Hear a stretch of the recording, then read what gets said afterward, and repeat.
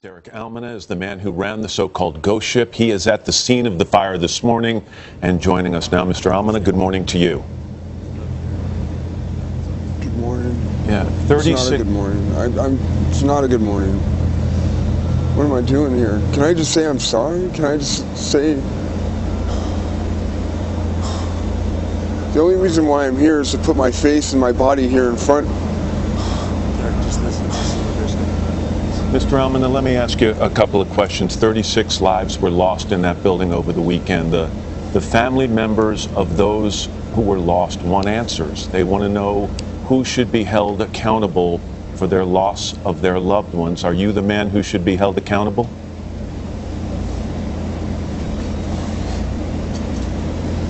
Am I the man who should be held accountable? Did I build something that with the I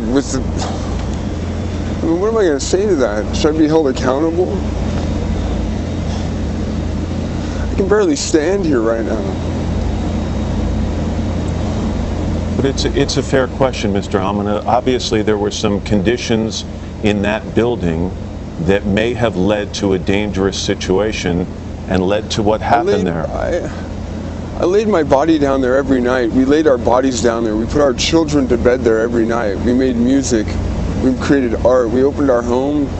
What became our home, it didn't start off as our home. It started off as an initial dream, an idea that we would have a facility and a venue that would host everything from at-risk youth to the gay community to artists that couldn't perform anywhere to performance art and alternative arts, and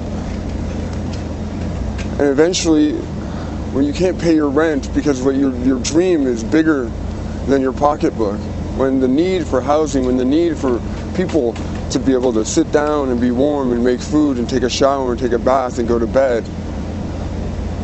And so we created something together, you know. This stopped being me. This wasn't about me 3 years ago. I signed a lease and I got a building that was to city standards, supposedly. And I was lured into something that I had to constantly... Mr. Almana, it may have been a dream, and all of that may be true. You provided a space for some people to live, but according to the city, it was not under code.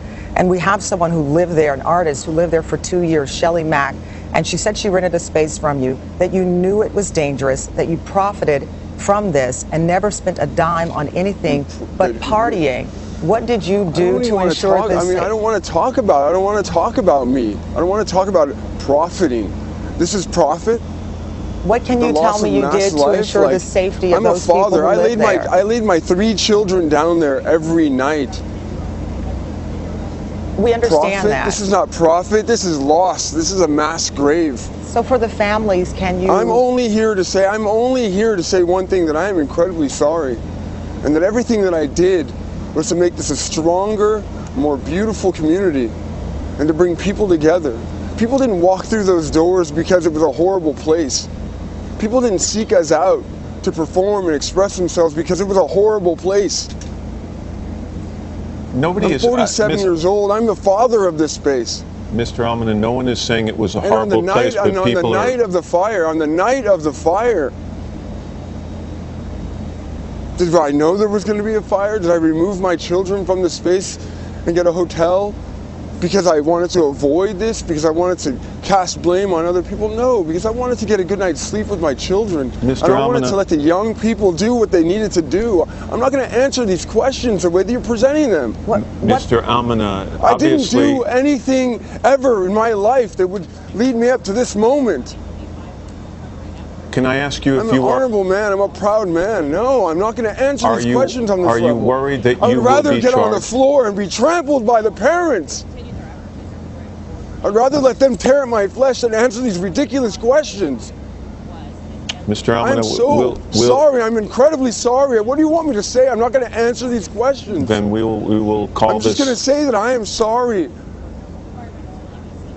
Then we'll end the interview there, Mr. Almana. If you have to hold my soul accountable, if you have to hold my soul accountable for believing in something.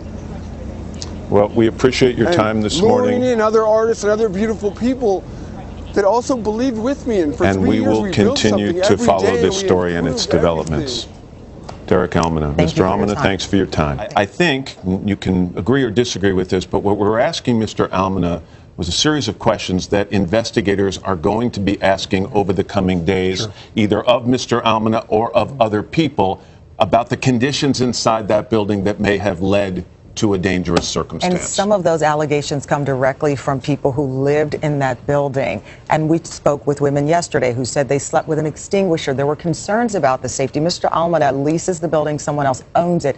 However, when asked about modifications that he made and safety precautions, he's been unable to answer them at this point. And we understand that with a lack of resources and money, sometimes it's not possible to do things the way you want, but there are building codes and there are inspections and there are permits for a reason, and that is what the investigation is going to focus on in the coming days. And we hope he'll provide those answers because there are families, 36 of them, and many more who want them. Hello, Today fans. Thanks for checking out our YouTube channel. Subscribe by clicking that button down there and click on any of the videos over here to watch the latest interviews, show highlights, and digital exclusives.